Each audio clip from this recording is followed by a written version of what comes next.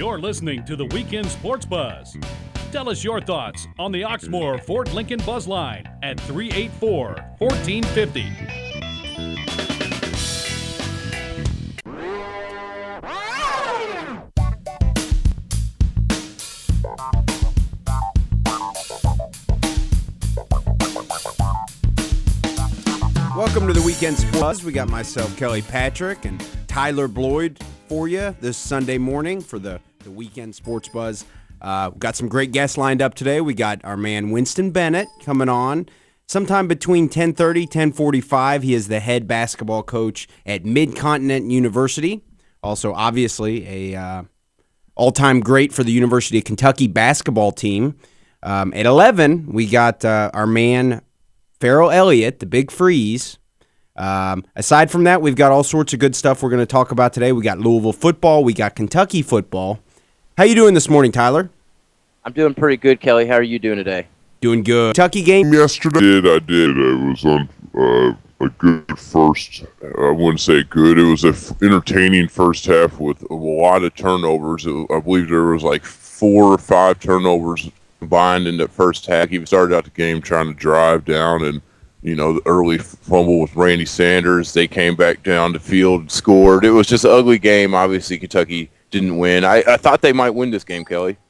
Yeah, I remember this was kind of one that you thought that they may win. Missouri coming to the SEC, their first season in the SEC, and they're now 4-4. They're not a bad football team. They certainly didn't look that. That was the battle of the 2 worst teams in SEC, if I have to definitely say so. Missouri coming over from the Big 12. Welcome to the SEC land, because it obviously shows that they are just a mile and a step behind, as Kentucky is right now. I know they have a lot of injuries. Another injury last night. I mean, not really an injury, but Whitlow, what I noticed about the game was the quarterback situation. I couldn't stand when you had Jalen Whitlow starting out the first 2 drives, her first 2 series.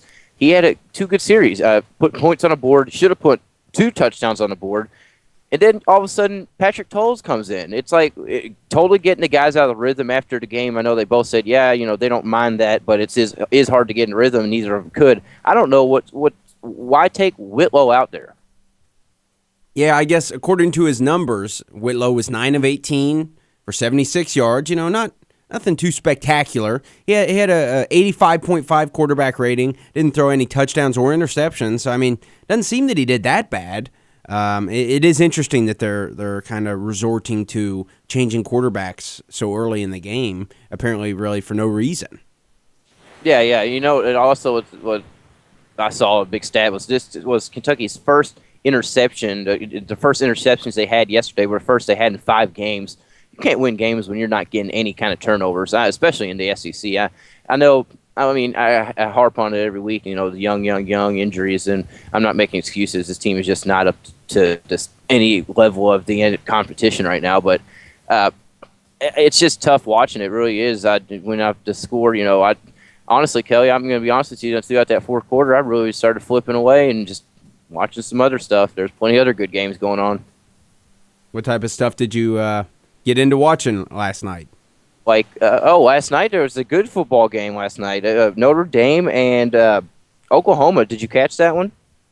I caught some of it. I didn't watch the whole thing. I was happy to see that being a Irish Catholic that I am, kind of siding with Notre Dame. It's good to see a traditional program like Notre Dame come through and have a big year and defy what a lot of people thought was going to be a disappointing letdown for them yesterday and come through and win handily.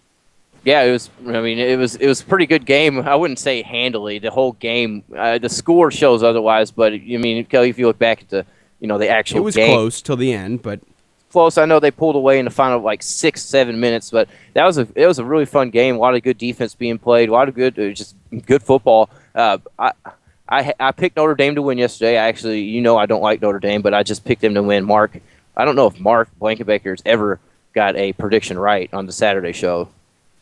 It's too bad to have to harp on something like that, but is that really the case? Yeah, it is. It is the case, Kelly. Wow. So Mark's never been right on the Saturday show. Besides with Louisville, which, okay. Your Cards are 8-0. I don't know if Mark's ever been right on predictions. He may have got one. All right. Well, we won't have to hold that over his head. We'll see. We'll let him know that we got to talking about him this morning.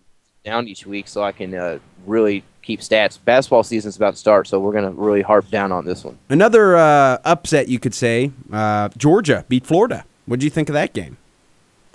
Georgia obviously overlooked Kentucky last week. They did not care at all that they were coming to play Kentucky or Kentucky was going to play them. They were a whole nother ball team last night or yesterday. Florida couldn't move the ball. Their coach is crazy. Muscamp, I've never seen a coach flip out on the sideline more than he does. But it was an intense game. I didn't catch all of it. It was like I think I saw a little bit of every game yesterday. Yeah, I kind of flipped around and caught a little bit also yesterday of some other games. The main thing that I enjoyed over the weekend, obviously, was Louisville continuing their perfect season. They're really entertaining. Golly, couldn't be much more entertaining. I mean, to come down to having the opposing head coach call a timeout when trying to freeze the kicker, and then they fumbled the snap, or they bobbled the snap, a bad snap, and comes back, and then they hit it. So, I mean, that was about as stressful of a game as I can remember watching. Did you get to watch the whole Louisville game, Tyler? Considering it was on a rainy, cold Friday night here yes, I did. I watched most of it. I didn't watch every single snap, but I caught when it counted. The last quarter or so. Yeah, Louisville, just proving that they're just a winning ball club. 1.7 points. So do you really care? No. At this point, I just want them to keep the undefeated season going. I mean, I was listening over the weekend to a national sports show on our Yahoo Sports Radio nationally, and an emailer emailed the host and said, why are you disrespecting Louisville? They weren't talking about them as someone who deserved to be, in the top 10, something like that. They didn't make specific references, and the host came back and kind of got a little defensive and said, I certainly hope you're not suggesting Louisville should be ranked number 2 in the country. And I don't, the emailer didn't get a chance to respond to that. I hope the emailer wasn't suggesting that either. Regardless, Louisville's undefeated, and it is very exciting to compare the, record to another one. To Kentucky or any other program is not realistic. Louisville's undefeated. Do they have a strong schedule? No, they don't. So, I mean, regardless, I don't think that they're ranked too high or ranked too low. I think they're ranked about right. And the national writers will come out today and say where they think they're ranked. Right now it's 16. I don't know. Where do you think Louisville will come out ranked today? I saw a lot of local talk about this, the fan base of Louisville, and a lot of them thinking they're going to be on that 10 spot. Honestly, I don't think you deserve to be on the 10 spot. I think you're a pretty good ball team. I'm looking more to range of probably 13 or 14 just because, your schedule just took another hit when Rutgers lost. That's not going to help your BCS. I know it's crazy to say that when another team loses, it affects you, but it does. And they lost to Kent State. Kent State lost to Kentucky. So is that But can that really negatively affect Louisville yet, being that they haven't had the chance to play Rutgers yet? Maybe they'll schedule your strength, which is a big part of the BCS, goes into it. And at the end of the day, it does. But if Louisville beats Rutgers by 30? So it's tough to.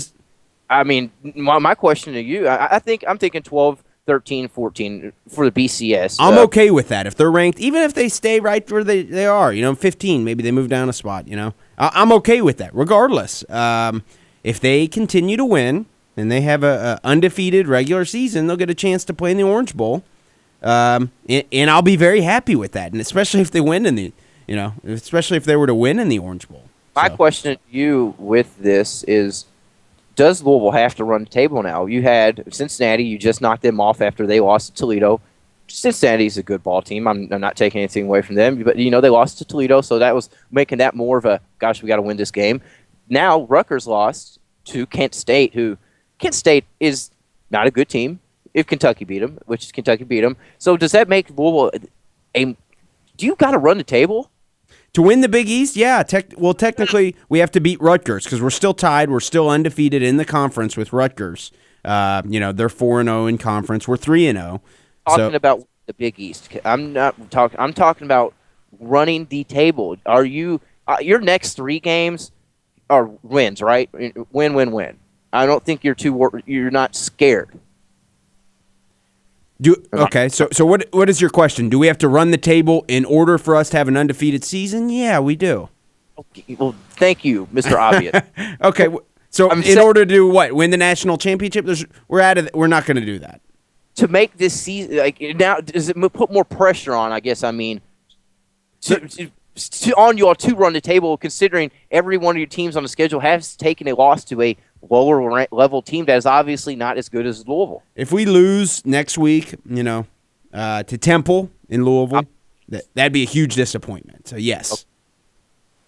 What if you go 11-0, get to Rutgers, and you lose to Rutgers? You're not that disappointed, are you? In the overall season, at that point I would be. Yeah, I would be disappointed if we finished 11-1 and we just happened to choke it away at the end to Rutgers, because that would mean possibly that Rutgers would then win the Big East because they would have the head-to-head advantage, and they would get to go to the Orange Bowl. Yeah, I would. So yeah, I'd be disappointed if that's how it all played out. That would just be horrible timing. What's the question, Tyler? Answer to my question is yes, you must run the table because that puts more pressure on you knowing that Rutgers lost to them.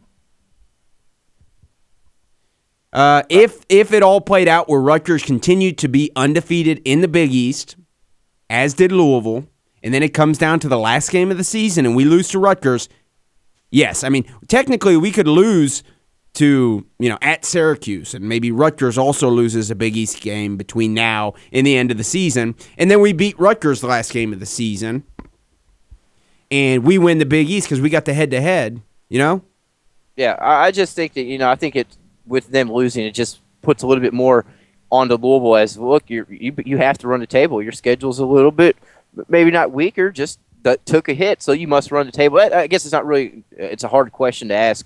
More of a statement with you, but I'm not sure. 384-1450, the Oxmoor Ford Lincoln Buzzline. If anybody wants to get in and talk about yesterday's games, UK's loss, Louisville's win on Friday night, and of course, shoot us a text. The Lotus Gunworks text line 414-1450. We'd love to get your all's thoughts about that. We, like Kelly said to start the show, Winston Bennett coming up. We believe Winston's coming up at about 10:45, and then our man, of course, Farrell Elliott, KFFSC.com, Commissioner Fantasy Football. Me and Kelly, I took a tough loss, Kelly, in fantasy football last week, less than a point. Wow. Was that where you, when you started Isaac Redmond, so that had to sting. If you would have got someone who played and even got 1 point, you would have won, huh? Exactly. I mean, I even picked up Mike Tolbert. We all laughed about that, but look, he had his first touchdown of the year. It looked great for me. And then Monday Night Football came around, and we'll talk about that a little bit more. Let's go ahead and get to that first break, I guess, and we'll come back and talk more about your Cardinals. I want to get more into your next 4 games. It's the Weekend Sports Buzz.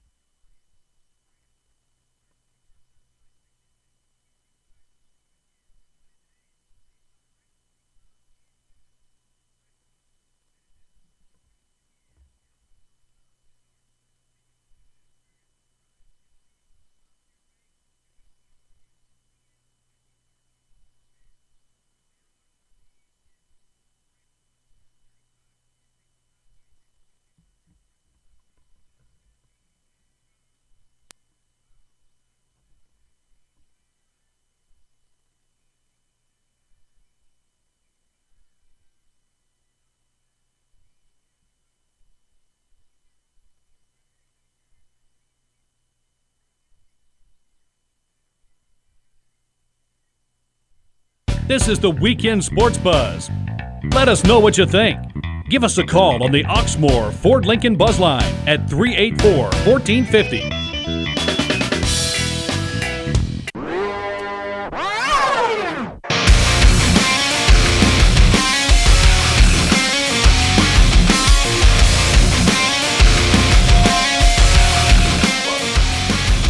Welcome back to the Weekend Sports Buzz.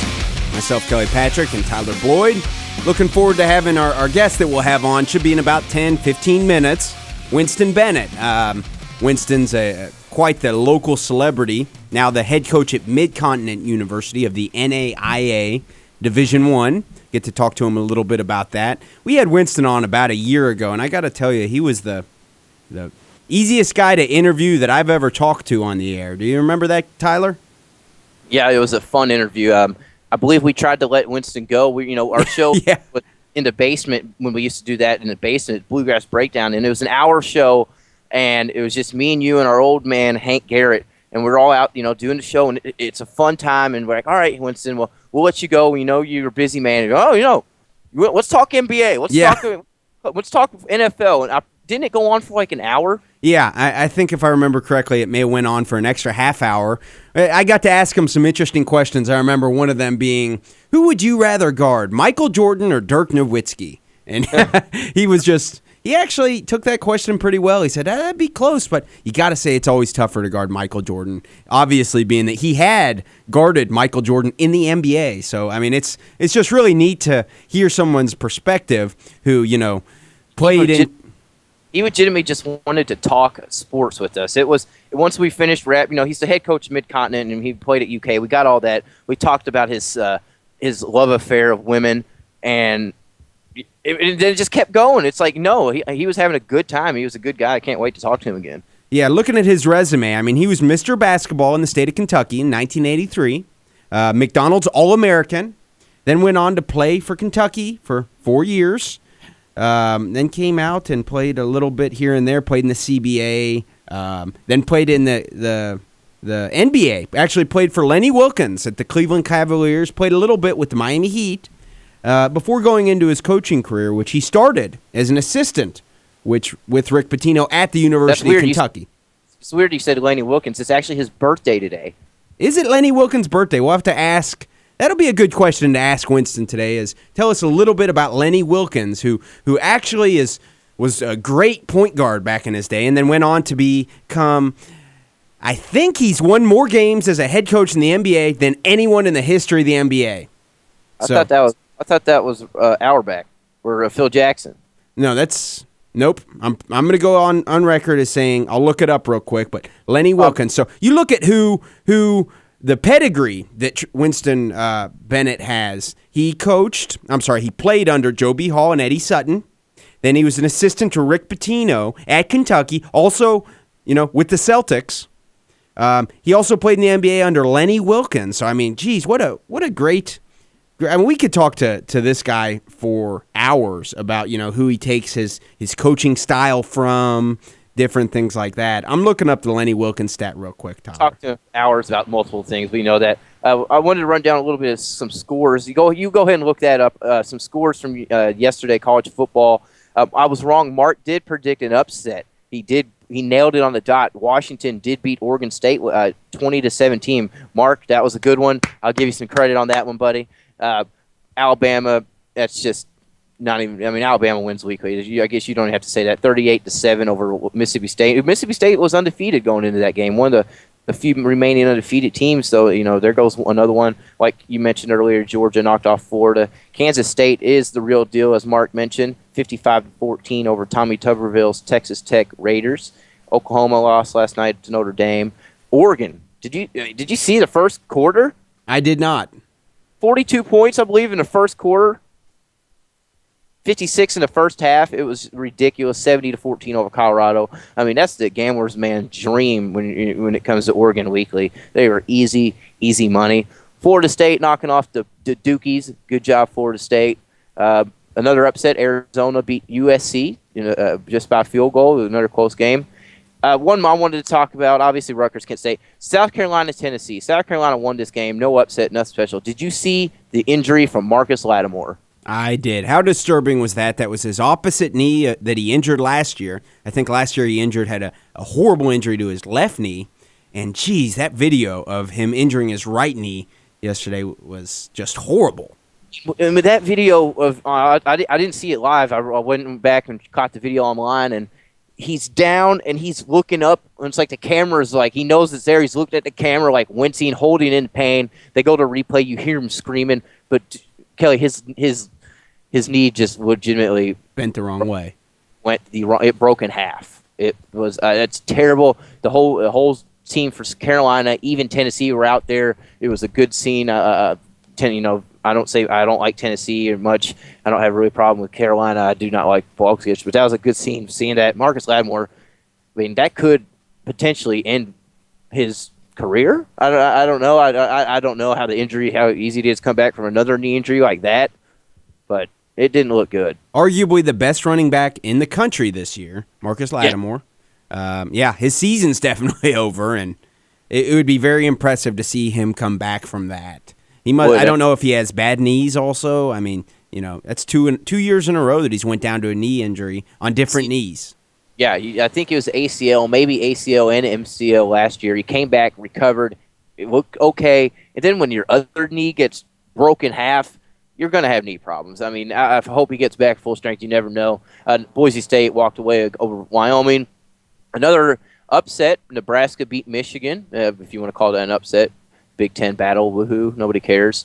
And then one more on the list there, Michigan State knocked off Wisconsin. For your scores from yesterday, pretty good games yesterday. It was a good football day, in my opinion. Yeah, definitely. You can't complain. There's some good stuff going on. I did just find, sorry to be jumping all over the place, but most wins all time by an NBA head coach. Don Nelson is number 1 with 1,335 wins, and number 2 is Lenny Wilkens with 1,332 wins. So I was 3 wins off from being right, but no, he's number 2. That's right. Don Nelson took that over when he a few seasons ago. I believe he was coaching the Warriors at the time. So yeah, it's funny how you forget about the most recent things and you're always thinking back of who did what. But good day of college football. But congrats, Lenny Wilkens. It's your birthday. We'll talk to Winston Bennett about you. But I wanted to get back on your cards, Kelly. The next 4 games on the road, a couple ones. Syracuse, I believe, is on the road. Is Pittsburgh at home or on the road? Pittsburgh is at home. Pittsburgh's at home, and then you also have UConn. Are you nervous about the next 3 games before Rutgers? Obviously, Rutgers is a whole other world, but what about these next 3? I'm nervous about them. With this team, I mean, you're right. Louisville could drop any of these games. Pittsburgh, let's see here. We already beat Pittsburgh at Pittsburgh. So we got Temple at Syracuse. Then we got Connecticut at Papa John's. And then we got at Rutgers on Thursday, November 29th. So that's a special day. Game at Syracuse. I mean, Louisville obviously seems to be pretty tough at home against all the good teams they've played at home. They haven't really had I wouldn't even call Pittsburgh a good team on the road. This will be their first test, I guess, maybe on the road. Syracuse. I don't know how good Syracuse is. I don't watch the Big East. But Syracuse has actually had, you could say, kind of a tough schedule. You may laugh at that, but they lost their first game of the season to Northwestern, so a Big Ten team. So, and they're Northwestern 7-2 this year. Then they went on to play against USC in Syracuse. So they lost to University of Southern California. So they started off with 2 losses. They've also lost to Minnesota of the Big Ten. So I mean, they don't have the best record, but could they beat Louisville? I haven't really followed Syracuse that closely this year, but I'm going to say, yeah, Louisville could lose any of these games. They're squeaking by. I don't see, they lost Lorenzo Malden. I don't know how long he'll be out.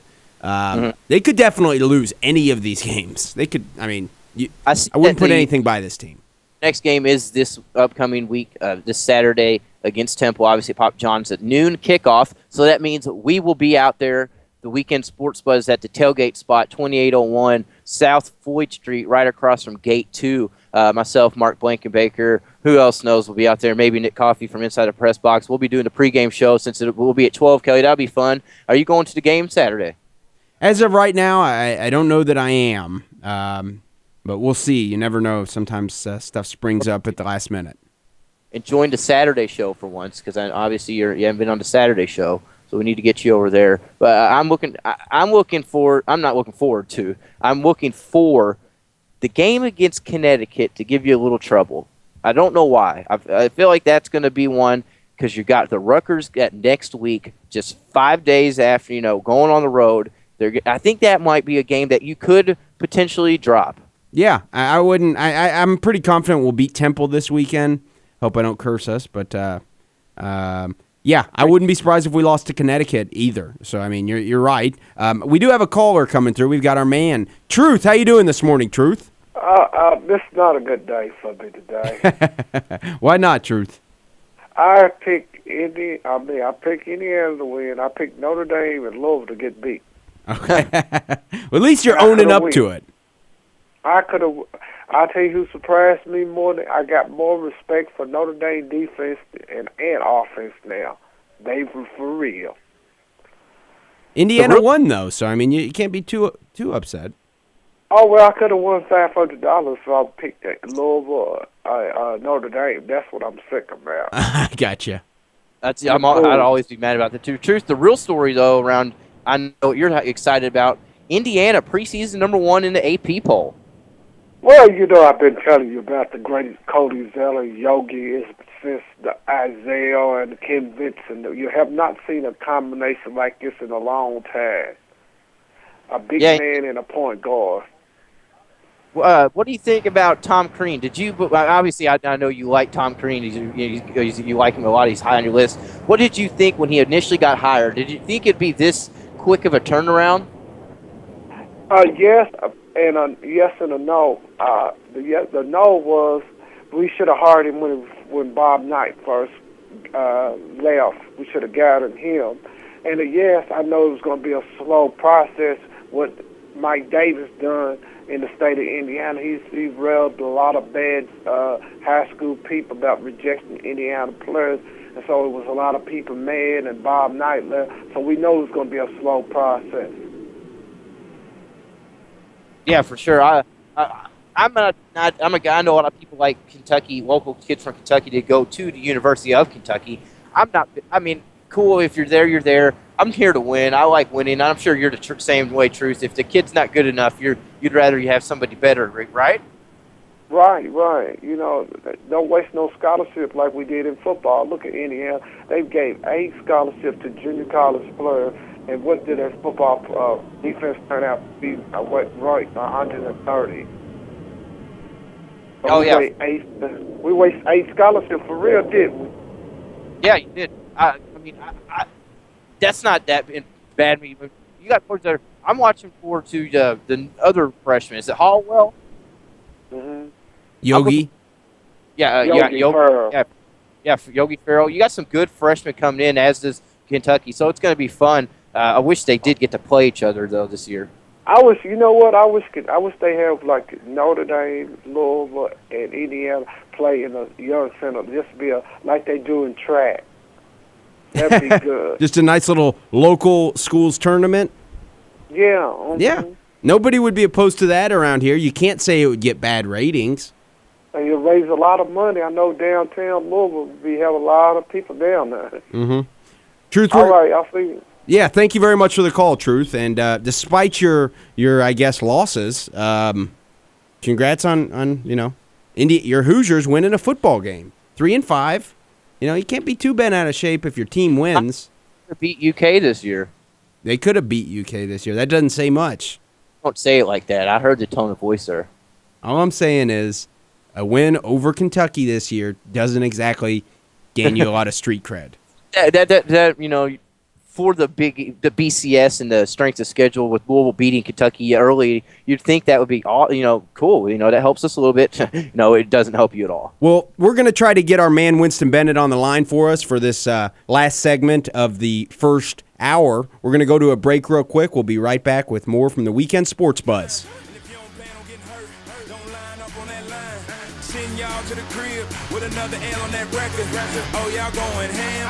I make y'all my breakfast. Go ahead, scramble that quarterback and I turn him to pancake. Y'all front line is sugar. I wouldn't put y'all on my cornflakes. Huddle up, call the play, hike the ball, get the ball, run away, back up, look away, go long, end zone, celebrate.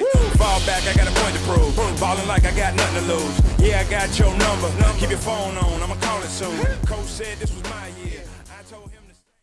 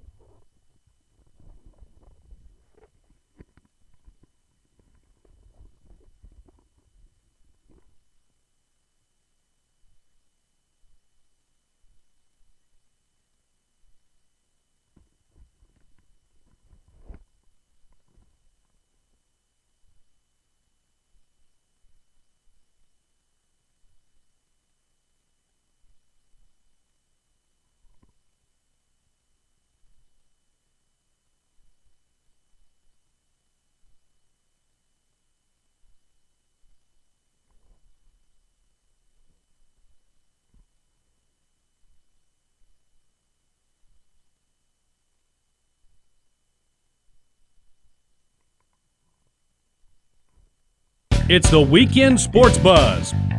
Call in on the Oxmoor Ford Lincoln Buzz Line at 384-1450.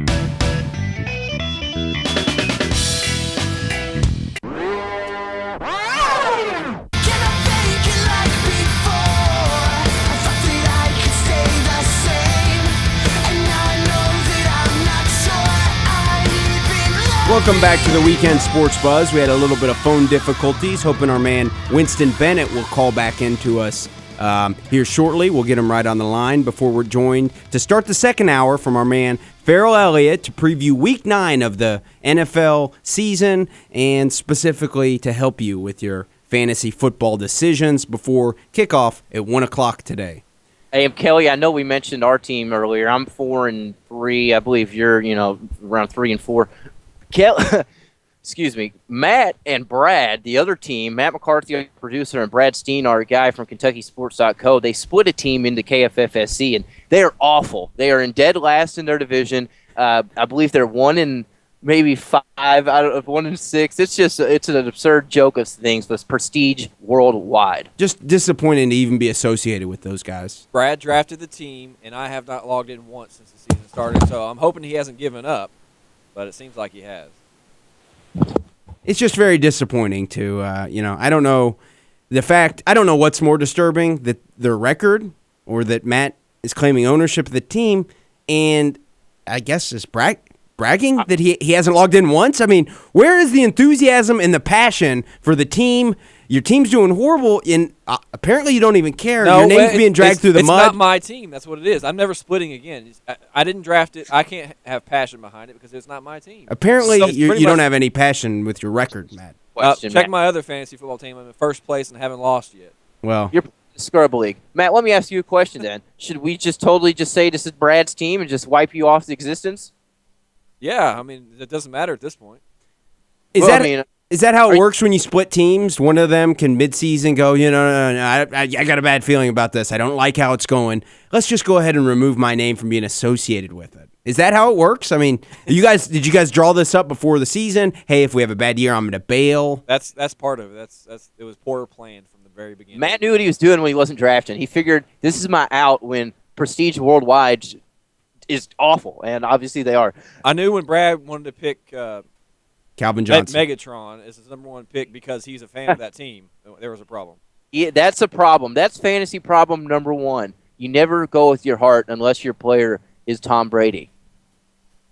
Well, even then, I got burnt one year bad when Tom Brady went out for the season. So, I mean, you can't go with your heart. You have to go with a predetermined list, and just have a real structured approach to your draft board. And you got to take the emotion out of it. I know we're all emotional beings, and Matt and Brad certainly are, but you have to remove the emotion from your draft picks. And apparently they did a horrible job of that.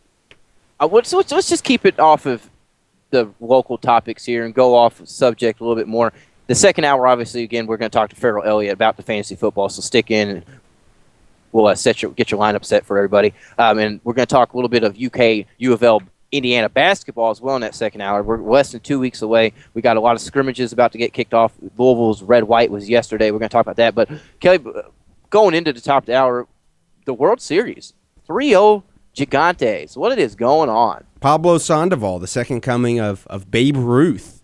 I mean, you got to say that San Francisco is a huge market, and when the Giants are winning, I guess you got to say that it's good for baseball. Maybe. What do you think of it, Tyler? I despise the Giants as of about 2 weeks ago. Okay, well, I'm happy that they knocked off the hated Cardinals. Yeah, serious note, yes, I'm very glad they knocked off the Cardinals. I didn't think it'd be a 3-0 over the Tigers right now, especially, they have a good pitching staff. They have a brutal offense in Detroit. But, I mean, I wanted to ask you, the Giants turned into a power? Look at what they've done the last 3-4 years. I guess so. I mean, they've got that nice pitching staff. It's interesting how guys like Zito and then this year Lincecum, kind of come and go. They're Cy Young type caliber, and then they fade into maybe not even starting, and then they come back. And they built a nice pitching rotation, which we know is very valuable and helps you to win World Series. Looks like they're going to win another World Series and have two with it. When was their last World Series? What, like 2 years ago? 3 years ago at most? Not long. It was within that last the stretch of Bruce Bochy. I mean, look at Bruce Bochy. Look what he did against the Reds. He pitched. He coached a great series with his pitching staff. He was bringing in matchup, winning those matchups. I know it doesn't work a lot of times in baseball, but it's working for Bruce Bochy and the Giants who have the postseason. I don't understand. It's just that postseason magic, like you said, little Pablo Sandoval, the coming of Babe Ruth. What the hell? Yeah, I don't know. I mean, they won the World Series in 2010. Looks like they're going to win it in 2012. Maybe they'll be the team of the decade. Who knows? It looks like that way. It's crazy to think. I mean, they don't even. Their closer, he's out all season. The beard, but the way he's working the pitching staff with Bumgarner, Lincecum, Zito. I mean, with Lincecum's not even starting, and he loves it. He's coming off he's coming out of the bullpen and just K'ing up everybody. I mean, just making people look stupid. It looks like the Lincecum from the World Series run. The Giants, the real deal. But now, the way I look at it though now is, the Reds were one game away from beating them, and look what they've done. They rolled through it. They're rolling through this, Kelly. I was trying to avoid talking about it. It stings, Tyler. It stings bad. Have to. I'm still moping about the Reds not being where they should be today. Yeah, this could be the Reds if we didn't have our ace go out 8 pitches into his postseason career after not missing a start during the season. Johnny Cueto gets injured 8 pitches into the postseason. So, I mean, you got to say that really hurt us and set us back. And I mean, that could be the reason. I think our team has no cojones. Just like 2010. They would not come out, and they're scared. It's like, oh, my God, we're in the playoffs. Let's be scared. Let's get our panties in a wad. I don't understand it. It really is. It's starting to make me mad. I know Dusty Baker, we haven't talked about it. He got that 2-year extension. I'm okay with it. Same team, not going to be. I mean, I don't want Ozzie Guillen. He's crazy. Pete Rose is still not eligible to be in MLB. He's my only option, so I'm okay with Dusty. But he better do something next year, and if not, I want him out. Yeah, I can go with that. I mean, the similarities between the Cincinnati Reds and this Giants team are, do you think you can win the World Series or get to the World Series with your high-paid closer missing the whole season and the postseason? Well, the Reds tried to do it, couldn't do it, but the Giants clearly are doing it. So, I mean, a lot of similarities, basing their team around a corner infielder, a pitching staff that has a lot of depth, and they're just they're taking the Reds formula, and they're just winning the World Series. It stings. With that, heading into the next season, I know it's not baseball season, and we're totally off topics here, but Aroldis Chapman, do you think he'll stick to closer, or will he move into the starting roles? I think he's going to stick to the closer role just because he had such success with it. If it were up to me, and keep in mind, I'm not a baseball mind, I'm not a coach, or I'm not claiming to be a pitching coach by any stretch. I'd like to see him pitch more innings rather than less innings over the course of the entire season. And in particular, if we get to the playoffs next season, I'd like to see him really have a big impact on a series where he can pitch 2 games in a series and maybe throw a couple gems and we move on. So, I mean, exactly. The postseason for me this season really opened my eyes to the value of having maybe someone like Chapman starting instead of being a closer. I'm pretty sure it was our caller, Brian the Insider, our horse racing guy, sports addict, that's told us that, our best pitcher threw maybe 20 pitches in the series. Our best pitcher. That's crazy. I mean, I'm with you and with Brian. I want our best pitcher, Aroldis Chapman, to be able to throw, 9 innings, 10 innings in that type of series, 8, at least 8. I mean, you got to get him out there, right? Yeah, he was a starter his whole life, and I don't know how we morphed into this being an Aroldis Chapman conversation, but I like it. He was a starter his whole life in Cuba. He came over, and kind of by default, they ended up needing him to close. So, I don't know. Yeah. I'd really like to get inside of Price and Dusty Baker's minds and know what they're thinking for next season. Are they even considering putting him at a starting pitching role? He's a big lefty with a strong arm, and I can see him being a starter. You tell me, Aroldis Chapman, he started the year like you said, in the spring training as a starting role, and he looked okay. He looked pretty well. We had Ryan Madsen coming over from the Phillies. He was going to be the guy to close things out. He got hurt. Aroldis filled in, did a hell of a job. But that was this year. If Madsen's back, I'm pretty sure he's still there. If he's healthy and can close and he can come in and he's not blowing saves. I think that was a 1-year contract. Sorry to interrupt you. I know. Good. If it's 1 year, get somebody that can close because you got to get Aroldis in that rotation. Because imagine Cueto, Matt Latos, Aroldis Chapman, Bronson Arroyo, Homer Bailey. Yeah, I mean, it's hard to argue with that type of a rotation, and our non-Cincinnati Reds fan listeners may not really see the relevance of this conversation right now, but for me and for I know for you, Tyler, it's important because it stings. The team that knocked us out, that we should have beat, that we had down 2-0 in a best-of-5 series. In the World Series. Is getting ready to win the World Series. And as a Reds fan, something needs to be done, something about I don't know what it is, but we've got Joey Votto, we've got Phillips, we've got a great infield, we've got some good, kind of system going on in the outfield. We need the pitching to go. I agree with you, Tyler. I think we need to roll this to move to the starting rotation. I'll try to maybe I'll send Dusty Baker a letter, put in my 2 cents, see if he can change it for me, and we'll win the World Series next year. I'm totally game with that. I just want our team to just man up. And, I hate to say this. I really hate to say it. This is relevant conversation because we're talking about the World Series. Giants up 3-0 right now, and the Tigers about to win that World Series. But I want to see the Reds just grow up. Grow a pair. Grow a pair. But I hate to say it, Kelly. Joey Votto is the reason, in my mind, the Reds didn't make it past the first round. Well, yeah, it's you can certainly say that. He didn't have a single, I don't think he's had a single extra base hit at all. He was hurt. He was out for an extended amount of time. Todd Frazier should be rookie year. I don't know if that's not out yet. Came in, did great. We had him playing at first base. Scott Rowland was hot. It was a fine-tuned machine. We went up 30 games. Joey Votto came back, and we went back to just playing even ball. I'm not hating on Joey Votto. He's a great player, and I never want him to not be a Red. But he could have maybe. I mean, look what the Nationals did. Why not sit Joey Votto and let him totally recover? Yeah, I don't know. Let's hear what our man Carolina Steve has to say about it. How you doing this morning, Carolina? Just fine. What I think should happen with Detroit, they should bring Mr. Baseball back and put him in the lineup. Who's that? The man who made the Detroit Tigers hat famous by driving a Ferrari, Tom Selleck. He started the movie Mr. Baseball. Okay, that's right. Yeah, I forgot about that movie. You think that's what the Tigers need to do to come back and win the World Series, huh? They need to do something. I mean, I saw them in '68 win a great World Series with Bob Gibson pitching against them. They had one of the greatest outfielders I've ever seen in my life, Al Kaline playing, Jim Northrop, Alan Trammell.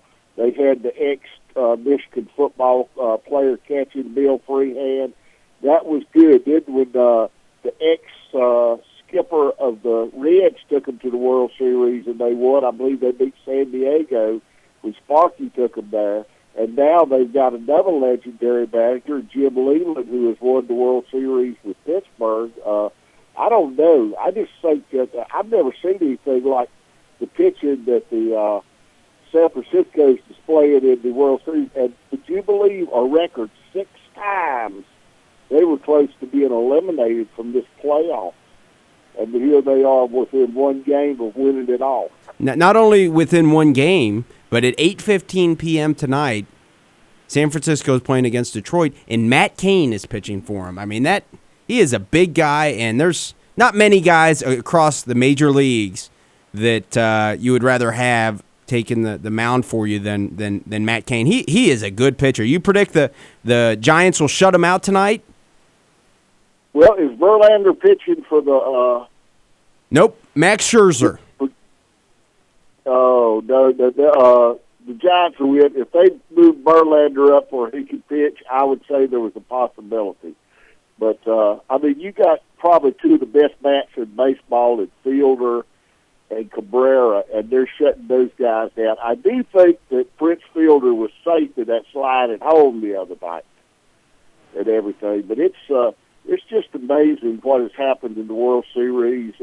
I can remember when the Giants couldn't do anything, when Willie McCovey was playing, they were playing the Yankees, and he hit that line drive to Bobby Richardson and everything. I can go back. I've been a baseball fan before. I guess I was really any other sports fan from way back. And like I told you, I'm a Yankees fan because of Yogi and Mickey Mantle and everything. So I can remember a lot of the World Series. I don't remember it, but I've read a lot about it. Do you know what the shot heard round the world was?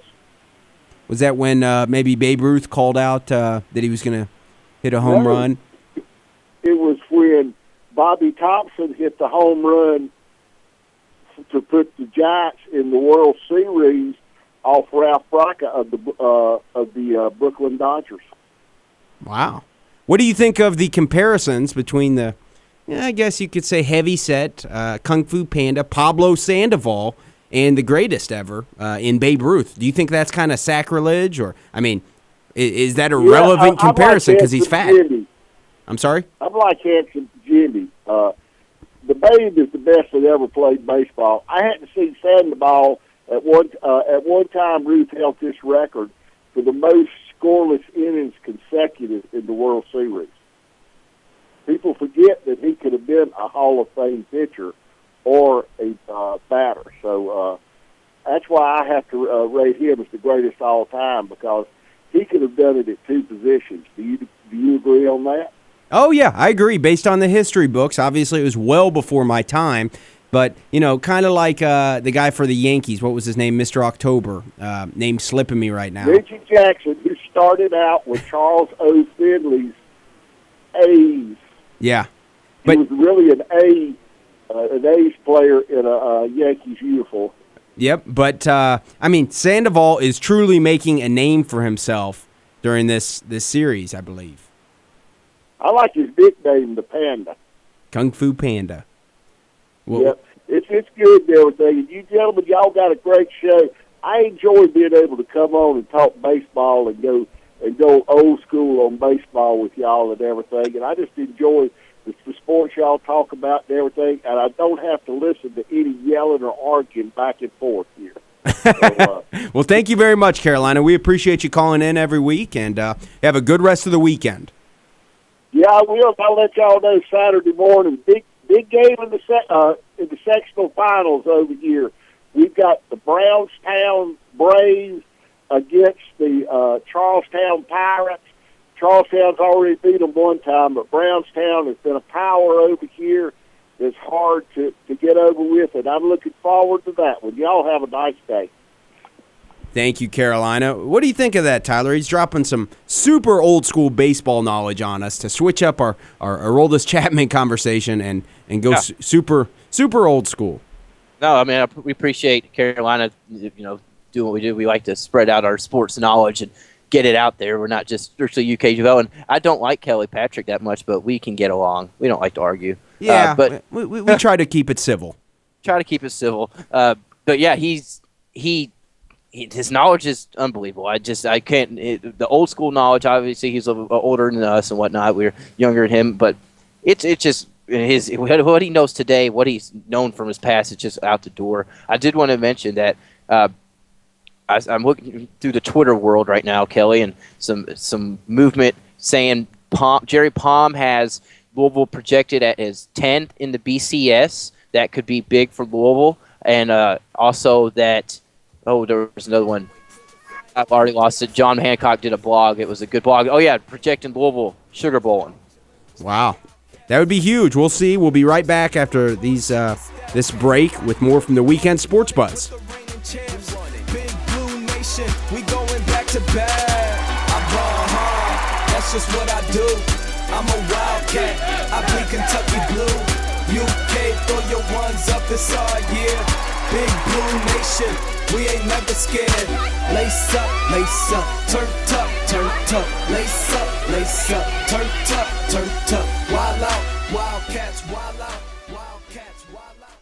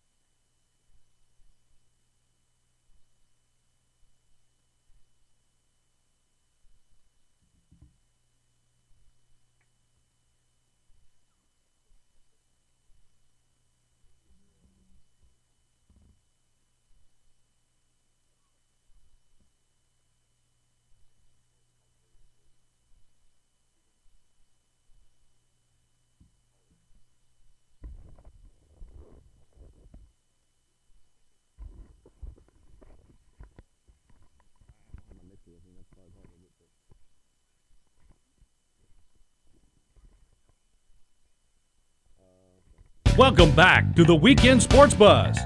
Tell us your thoughts on the Oxmoor Ford Lincoln Buzz Line at 384-1450.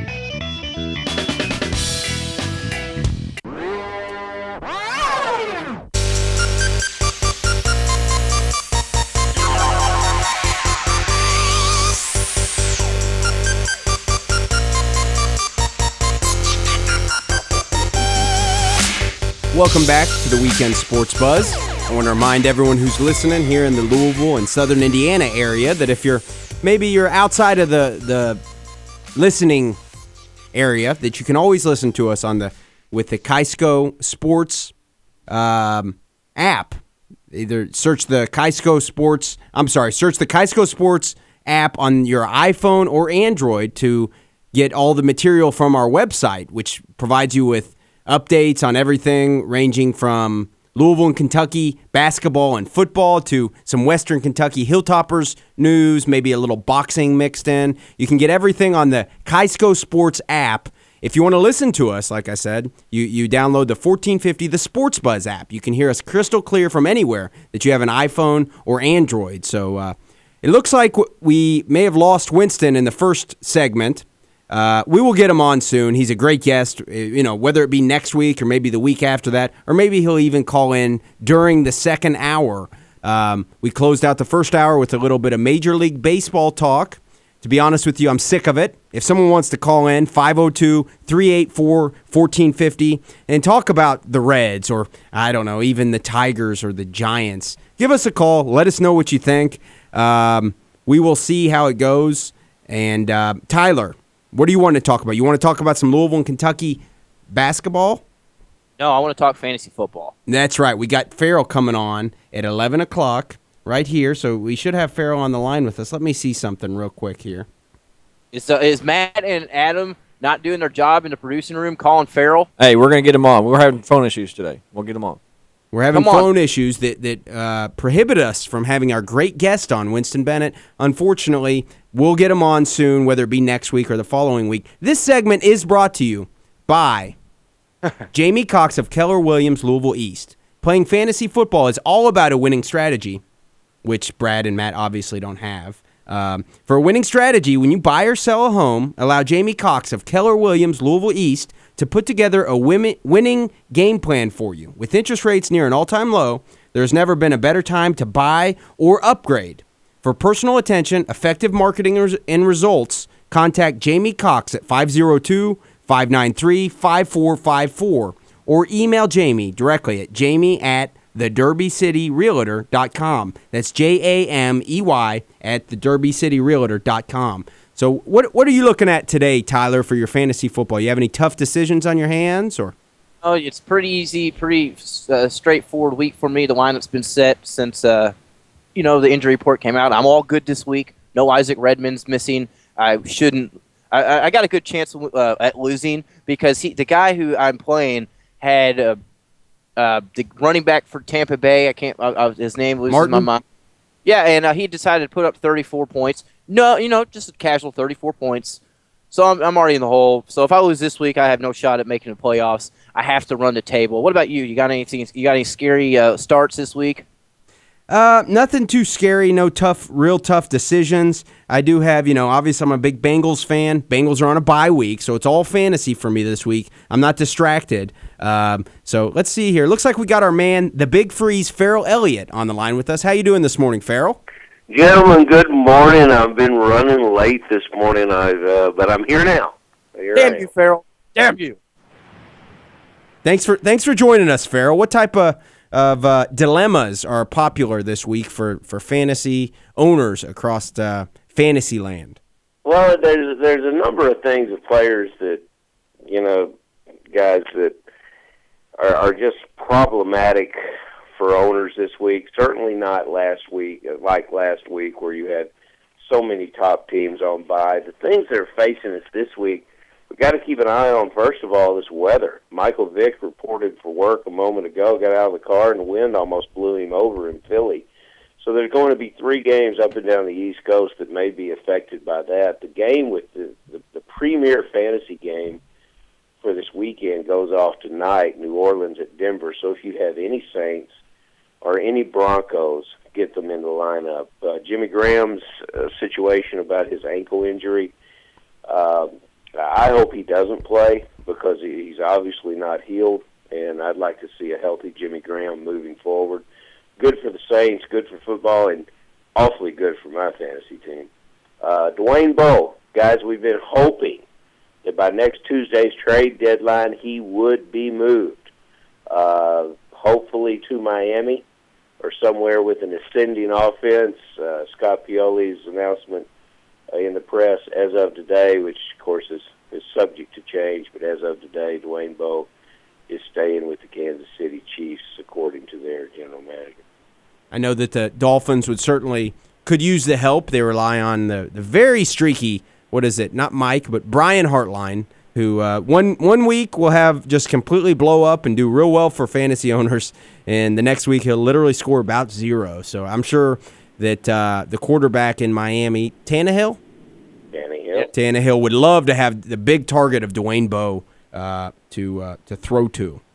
Well, that would enhance everyone. It would complete that roster and give them the missing piece. And of course, you get an upgrade when you have Bowe on your fantasy roster. Now, we have a situation that Castle has digressed to the point that Brady Quinn is now the quarterback. And so with Bowe, what we're facing is a Brady Quinn today and then a Thursday night game, which always can be difficult on the offenses in their prep time to get ready and play. It sure didn't bother Tampa this past week, but it can be a problem in fantasy ball. So Dwayne Bowe, a player that a lot of us are counting on, has got to overcome some things here in the next couple of weeks. Guys, I really like the late afternoon matchup for fantasy. Giants at Dallas. I see an uptick, in the Cowboy receivers for this game. If you've watched Romo in the past against the Giants, he always seems to move around better against that team. I don't really know what it is about it, but he looks to mobile quarterback in this situation, and that's a benefit to the wide receivers. The Cowboys get longer to put their athletic skills to work against the Giants secondary. This game could be very, very close and could be a step up for the Cowboy passing game, especially with their problems at running back going in. Certainly. So, one of the things I did need to mention to you, Farrell, was that my wife was very appreciative of your advice last week. She was able to win her fantasy game and wanted to make sure that I let you know she appreciated the advice. What is your wife's first name? Lexi. Lexi, we need you in the KFFSC next year. Guys, if you'll remember, if I could ever get your eyes off our University of Louisville cheerleaders that facilitated, I was not looking at them at all. To look around at the other women in the room, and you'll notice that we have that our membership of 204 teams is now about 15% female. We've got a lot of great players, and your wife obviously has got some skills at this. We're going to take a look at your rosters in a minute, and we might think that if she had drafted, she could have come up with something just as good. But, she made that decision, Bradshaw over Curley. We helped her make it a little bit. Curley would not have been a bad decision. And I want to tell her now is the time to push the Curley button and keep him in the offense. Curley, 238 yards since Antonio Holmes has gone down with an injury. That's a significant start and a player that is ascending. That's our key word for today, Tyler, ascending. That's the word we're working with. We want young players that are getting into the vibe of playing in the NFL here at midseason. They're going to have better seasons as we go towards the playoffs. Now, Farrell, I will go ahead and bring this up. Obviously, last week I almost had a heart attack on air when I found out Isaac Redmond was not playing. It almost didn't matter. I lost by less than a point. Mike Tolbert, good pickup. He had a touchdown for me, his first of the season. We didn't expect that. I really thought I was going to win, but just less than a point. Well, it's tough when you're playing with players like Tolbert. That's an emergency start, and he did give you some points. And I tell you what, you can't win and cash that lottery ticket every week like you did. Now, I've taken a close look at Tyler and Kelly's team. Which one do we want to get? Which one do we want to examine first, guys? Tell me where to go first. Golly, you can let me have it. I've had a lot of fun today poking fun at Brad and Matt and their lack of communication as a team. But I'll be honest, I'm 2-5. So what do you think of my team, Farrell? Well, it's interesting. I really think that when you take a look at the world-renowned Kelly Patrick Club, what I want to tell you is, first of all, you're like a lot of first-year players. You got a little too much quarterback. You had to go Rivers. Where'd you get him? 6th, 7th round? Yeah, I went. I believe I went to actually 7th and 8th round. I took back-to-back Phillip Rivers and Peyton Manning. Okay, at the 8th round, and of course, both these are good players. Neither player is a problem. But I would rather have Manning, of course. Hindsight being 20/20. Let's say that if you waited for Manning in the 7th round, you could have had a player like Reggie Wayne. You probably could have taken Rivers and waited even longer to get your Robert Griffin III, or even a quarterback like Andrew Luck. My point is that you can only play one of these guys this week, but in your per week. But in your first 8 picks, you picked 2 at that position, and that was a problem. Then what I didn't like about your team as far as the draft went is you were too old.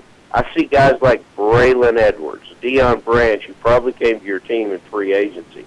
I see some issues with Sproles being on your team.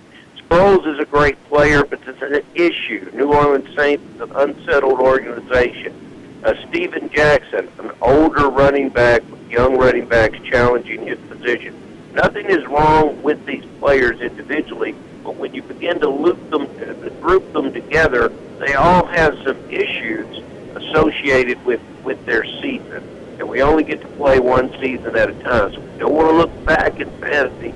We want to look forward. What I did like about your team, Demarius Thomas, that's your stud. And you're going to have some fun with him tonight. Mike Wallace, a great receiver, going to have a better second half of the year. But even this player had issues based on the fact that he was a holdout in camp. So we got to get a little more aggressive. Okay. We need you to be a little more aggressive on the waiver wire. Fred Davis is out for the season, but he's still on your roster. I don't understand that move.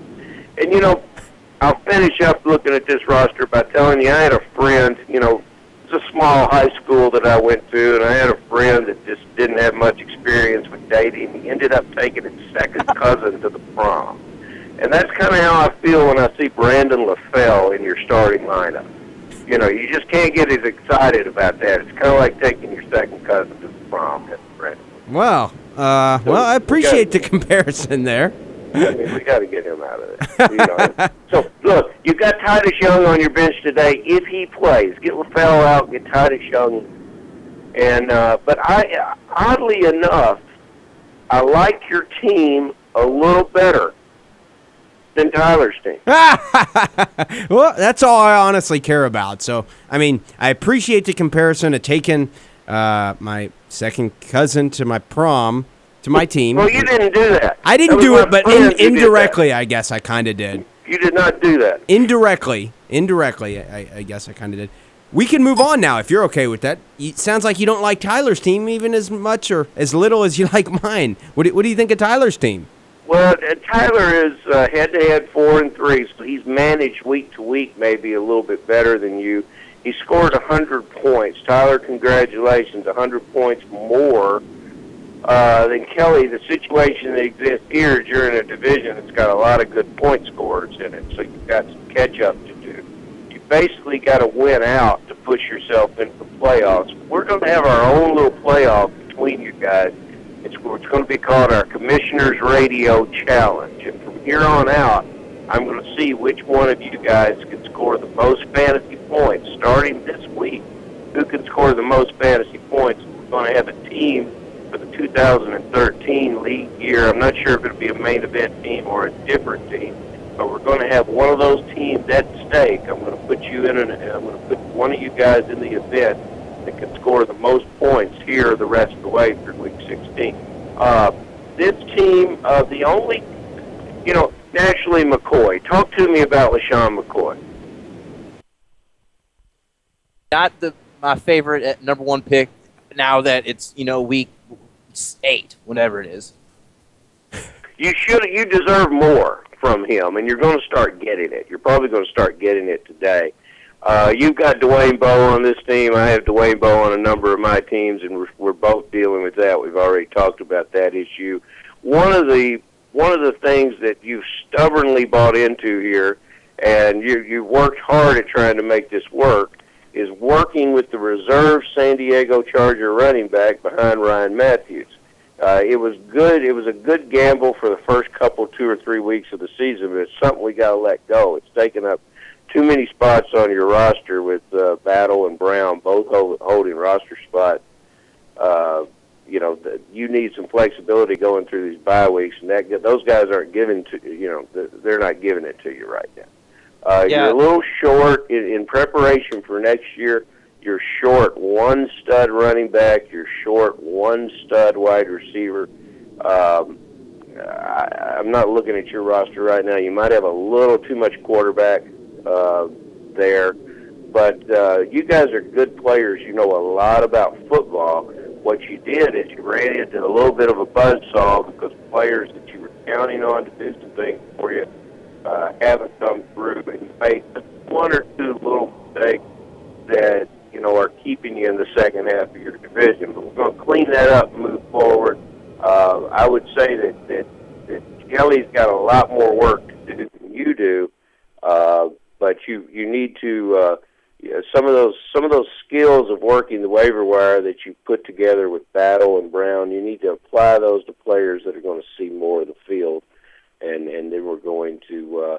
You still have a chance to get in our overall playoffs. Kelly is a little bit buried in the second part of his division, but your record suggests that you may have a shot to do it here. We've got 7 teams in front of you with more points in your division.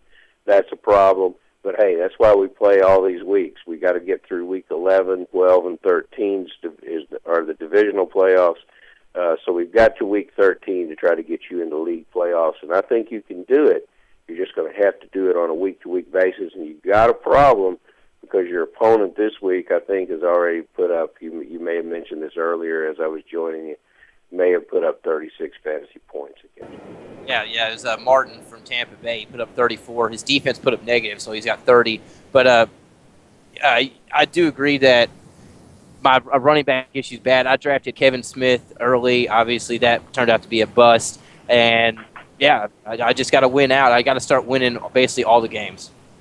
Yeah, the head-to-head thing is how you're going to get into it. And once you get into it, once you get into the playoffs, you could then have a shift and start scoring some of these points. And Kevin Smith, that was equivalent to having a player just lost for the season to injury.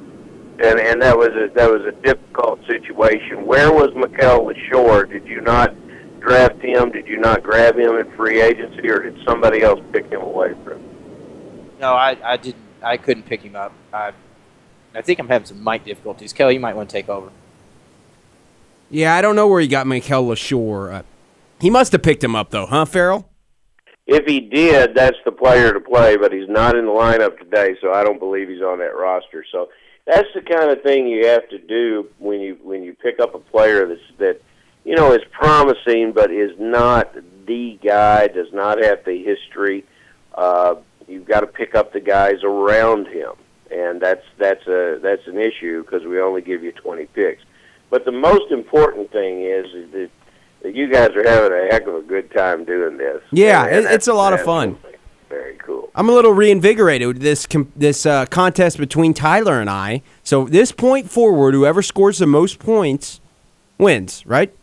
Whoever scores the most points wins, and I'm going to position you in one of our leagues. Each year we know we're going to have a main event. You guys are going to play in that. So you got a team in that. Tyler branched out and played in another one of our leagues, the I Want to Be in Las Vegas League, where the prize is moving on to a bid to Las Vegas. We'll come up with more individual 12-team leagues to supplement our main event for next year.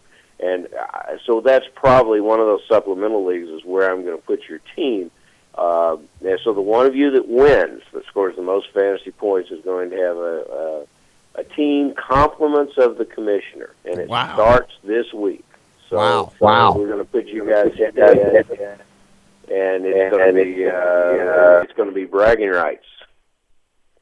That sounds great. That gives me an opportunity to overcome and maybe forget about my 2-5 start and instead focus on just outscoring Tyler. So that's something to look forward to. Before we let you go, Farrell, I'm sorry if I cut you off there. Was there anything else that you wanted to get to for fantasy today? We had a couple other topics I want to talk to you about. I think we've covered just about all of it. Martellus Bennett is a successful target for Eli Manning. The Cowboys have lost linebacker Sean Lee for the season, so expect that to be open across the middle.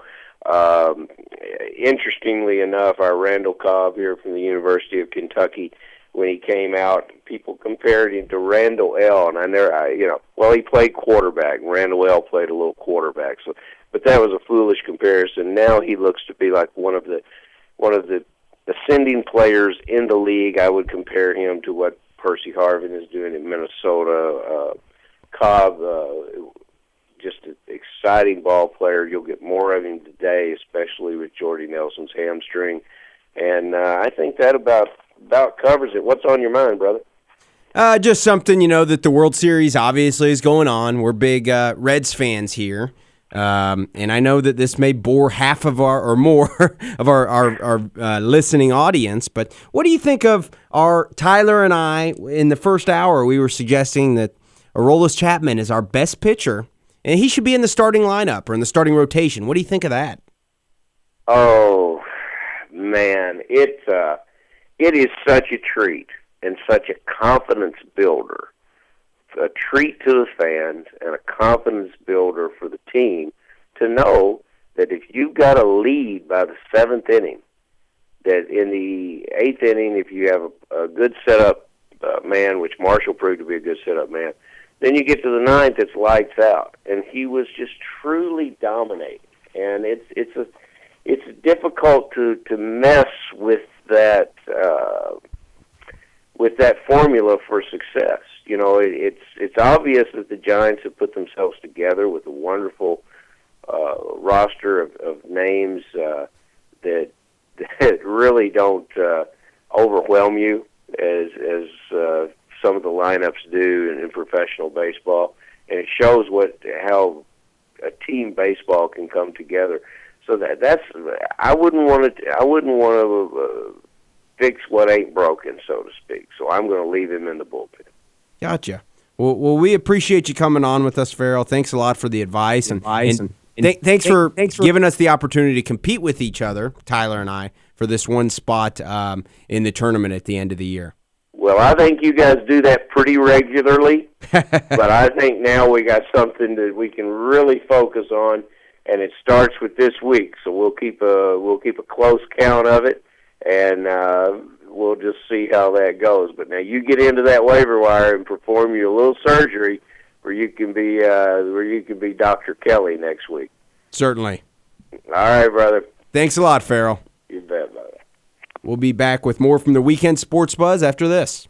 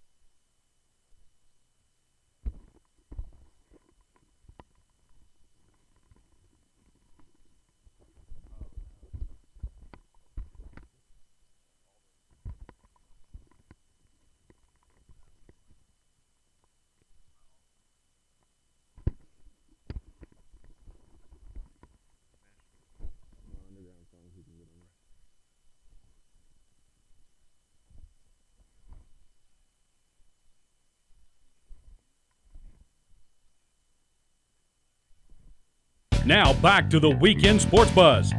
Let us know what you think. Give us a call on the Oxmoor Ford Lincoln Buzz Line at 384-1450.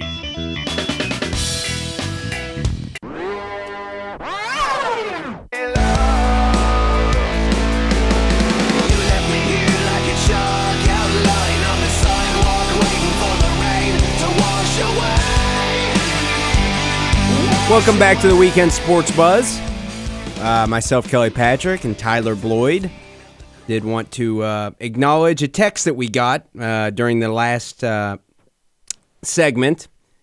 Will from the Ville wanted us to stop talking about the Reds. He also says that Johnny Cueto's the best pitcher on the Reds, and we kind of need to talk. Instead of the Reds, he wants us to talk about Louisville football. I know Tyler and I were planning on talking a little Louisville and Kentucky basketball this segment. I did want to mention on the basketball topic that Mercedes Russell, who's kind of maybe the LeBron James of women's basketball, is choosing later today between the University of Tennessee and the University of Louisville. So I'm actually pretty excited about that. If Louisville could pick up the number one basketball player, a 6'5" center, for the basketball team, it would make up for some of the in-state girls that they've lost recently. But on the basketball, we will get to some more Louisville football before the show's over. I promise you. We'll get to talk about Devontae Parker and his big game and how he kind of had a coming out party. We'll get to talk about how we were impressed by some of the clutch performances from the Louisville football team. But I know, Tyler, you did want to talk some about Louisville and Kentucky basketball. What's on your mind? Well, since you brought up Mercedes Russell, I'll go ahead and bring up Kentucky women. Yesterday received a big commitment, actually the number 5 player for the 2013 class, Linnea Harper. She's a guard, and huge pickups. It's the highest ranked recruit to ever commit to the UK hoops team. So that's big for Matthew Mitchell and his coaching staff to what already has a huge, very talented team this year and next year down the road. So they're both getting it done. So I had to match you. So it was a little bit of something there. That's all right. That's good. I like when the women. I've got a young daughter. I like women's basketball. I like to see them doing good, and I wouldn't mind. Maybe starting to go to a few games at the best arena, the best college basketball arena in the country, the Yum Center. It's a nice one. Let's get into some basketball talk here. The Louisville Cardinals had their third red-white scrimmage yesterday. Mm-hmm. It seems that I don't know if it's like the UK. But do they switch the teams? You've been to the game. Do they switch teams up, or is it the same team the whole game? Let's see here. That's a good question. I don't know. Between the first two, I don't think that they did. I think they kept it.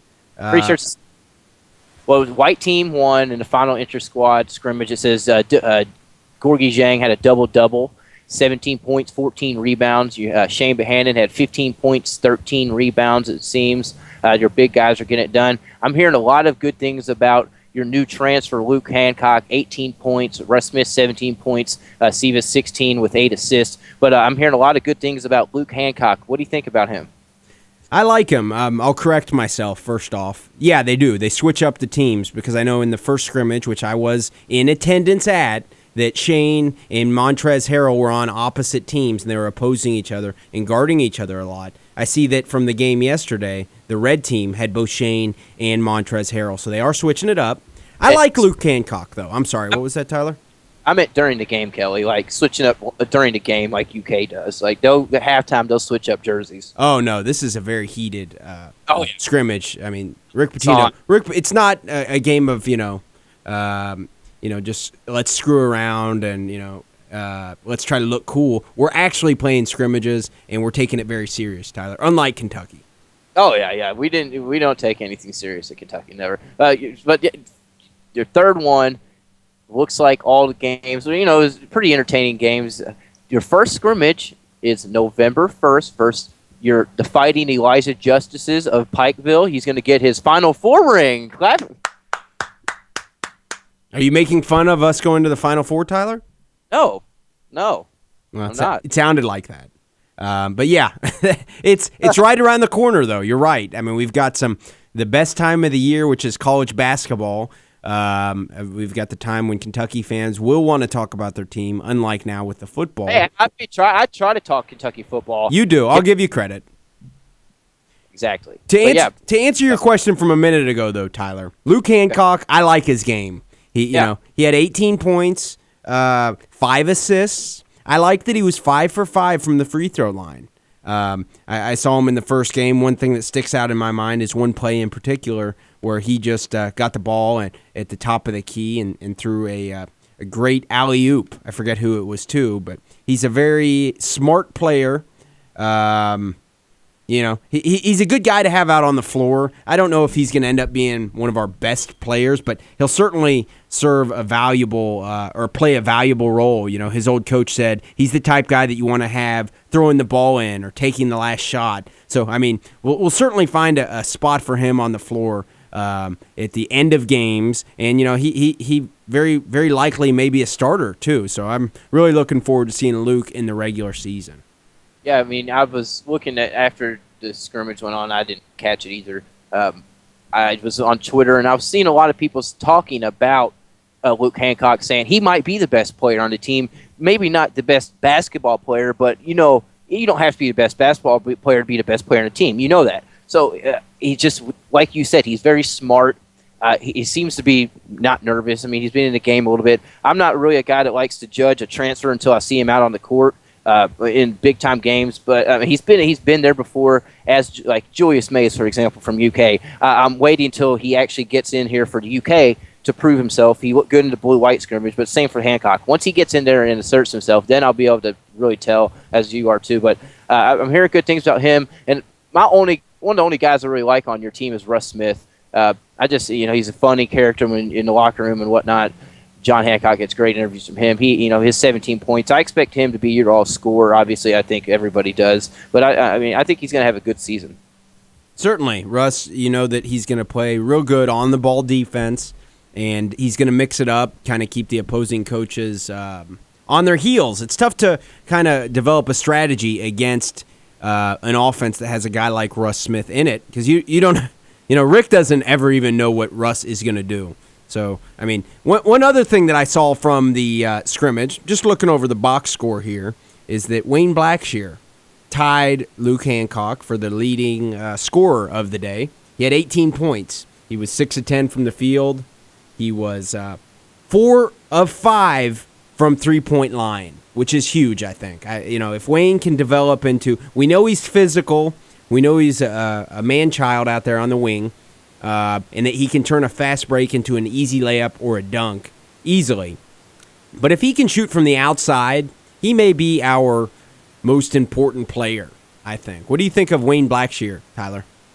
I watch it. You know me. I've watched a lot of recruiting videos as guys when they're coming up, and I always thought Blackshear was a good. He had highlights going to make anybody look good, but I always thought he was a good player. He seemed to be a good kid and whatnot, which I always liked. That makes a player even better. I like Wayne Blackshear. Now, he's obviously injury-prone in a way. He's been hurt throughout his high school career.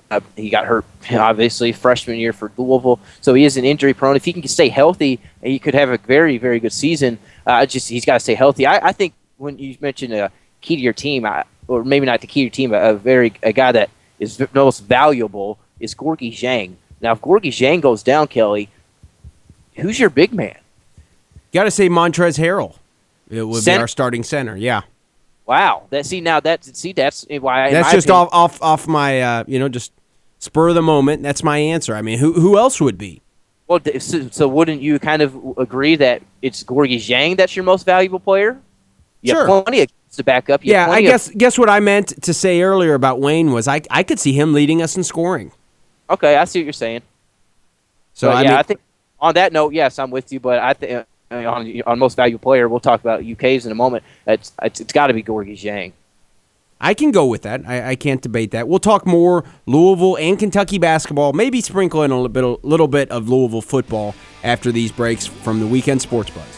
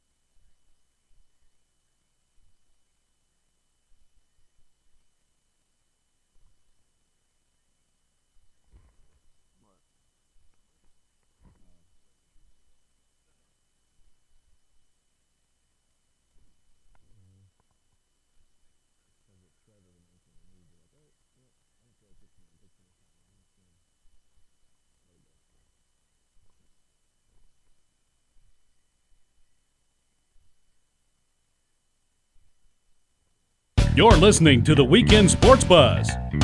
Call in on the Oxmoor Ford Lincoln Buzz Line at 384-1450.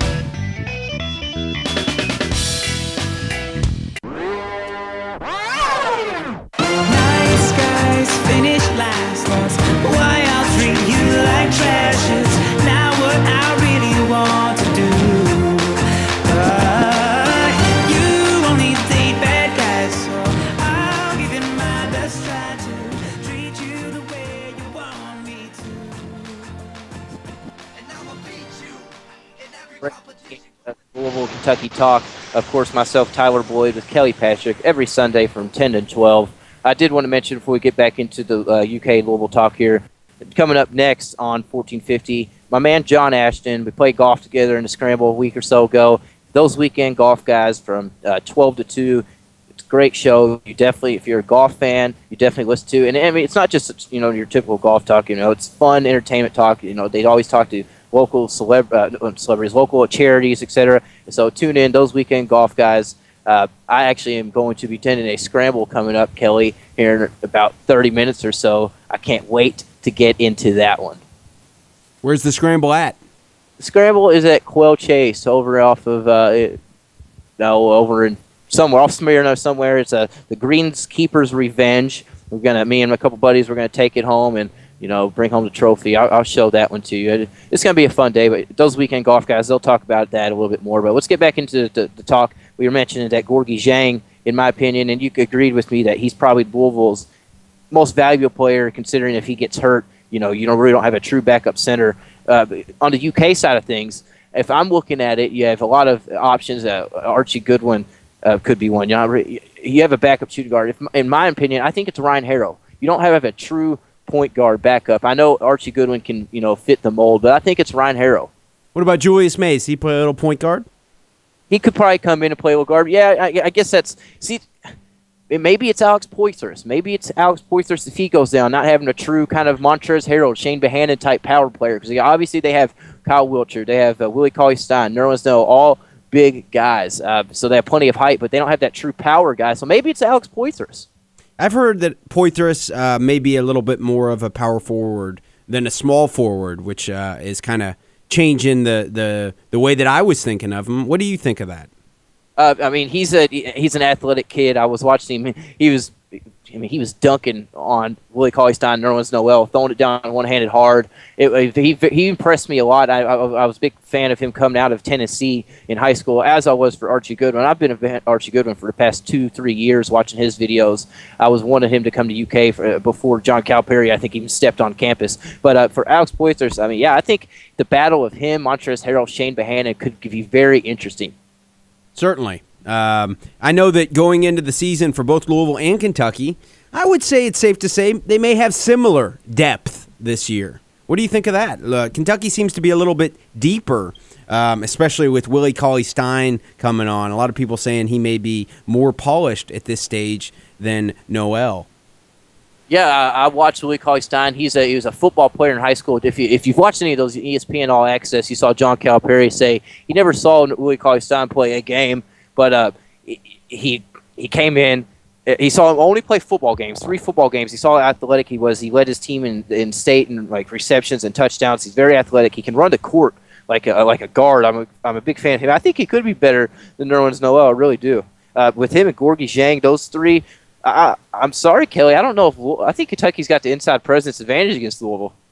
I think you may be underestimating Montrezl Harrell and his strength. I don't think Willie Cauley-Stein is. He played football in high school, which is great. But Montrezl Harrell is a man-child underneath. He's physical. He's big. He looks like an NBA body. Who's going to bang with him? Since you're getting competitive about it, who's going to bang with him? Who's going to bang with Shane underneath? Tell me, please.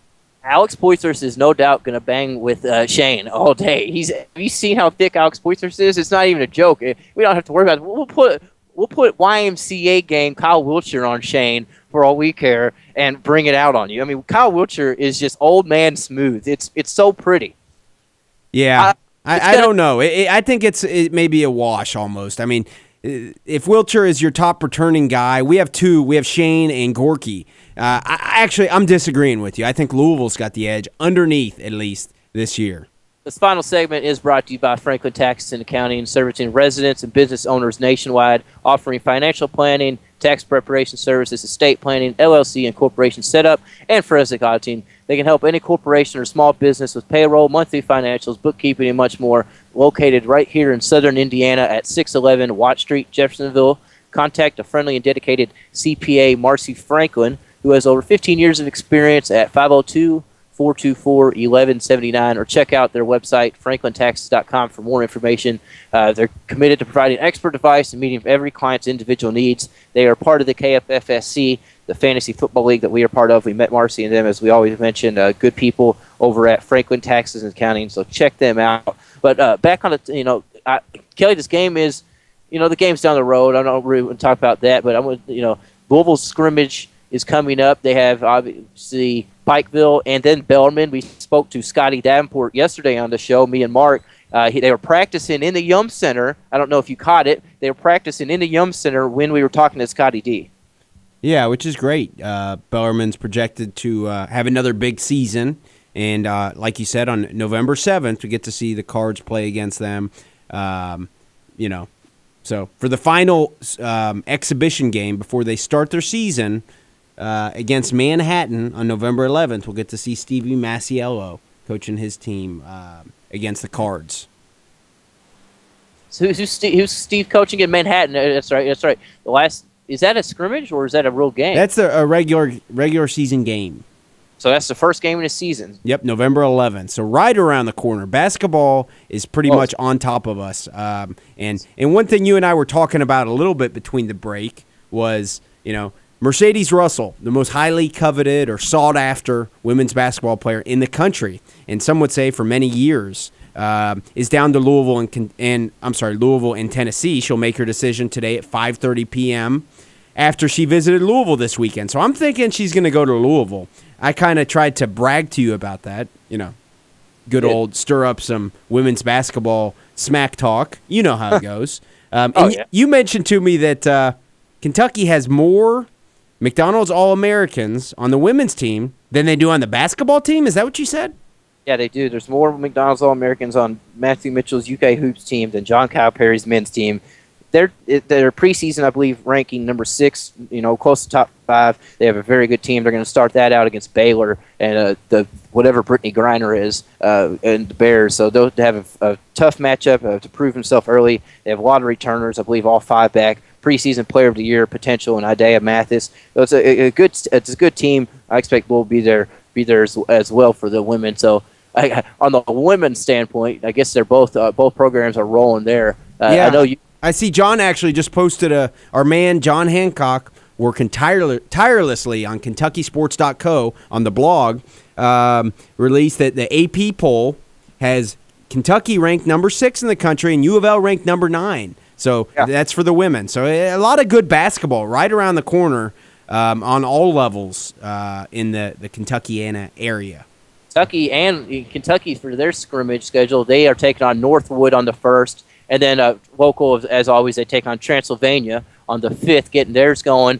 First game of the season is the 9th for them against Maryland, opening up the Barclays Center in Brooklyn. I can't wait for that. And then, obviously, the Duke, just a couple of days after that on the 13th. The opening of Kentucky's schedule couldn't be better to get the basketball season going. If you're a Kentucky fan, obviously, you're loving it. Louisville, your first games are, Manhattan, Sanford, Northern Iowa. And then you got the battle for Atlantis starting off with Sanford. Are you all excited? Seems to be a good tournament. Yeah, definitely. A lot of good teams in that. So a lot to look forward to with the Louisville basketball season. It's tough to really get too excited until we actually see the guys out there playing. I did promise our texter, Will from the Ville, we would talk a little bit more about Louisville football. So Louisville's undefeated right now, Tyler. Sorry to kind of take hold of the topic here, but Louisville is undefeated. We'll get the release from the Associated Press later today and, the BCS standings to see where they're going to be ranked. I mean, how do you feel about that? You pulling for Louisville to pull off the perfect season? Yeah, I am. So you all get – so the CBS bowl projection is correct, that you all have to play Florida in the Sugar Bowl, and then Florida mops you all out of the stadium. So, yeah, I hope you all do go undefeated. Just to see us lose in the bowl. Just to see you get waxed in the bowl, yes.